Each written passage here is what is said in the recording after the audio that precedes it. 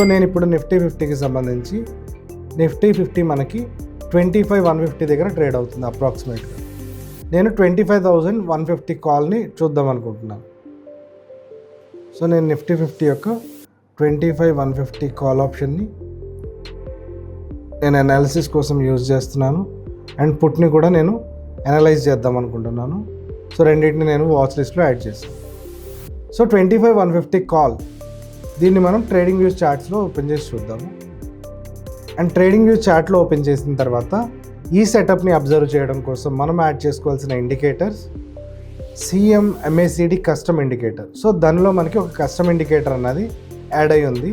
So MACDలో ఇది multi time ఫ్రేమ్కి సంబంధించిన indicator. So దీన్ని మనం ఆన్ స్క్రీన్ యాడ్ చేసుకుంటున్నాము. అండ్ నెక్స్ట్ ఈ స్ట్రాటజీకి సంబంధించి మనకి కావాల్సిన ఇంకొక tool exponential moving average. So ఏదైతే ఎక్స్పోనెన్షియల్ మూవింగ్ యావరేజ్ ఉంటుందో దాన్ని మనం 21గా సెట్ చేసుకోవాల్సి ఉంటుంది.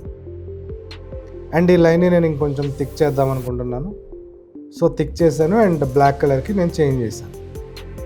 సో ఇక్కడ మనకి ఆన్ స్క్రీన్ మనం చూసినప్పుడు 21 మూవింగ్ యావరేజ్ అన్నది యాడ్ అయ్యి ఉంది.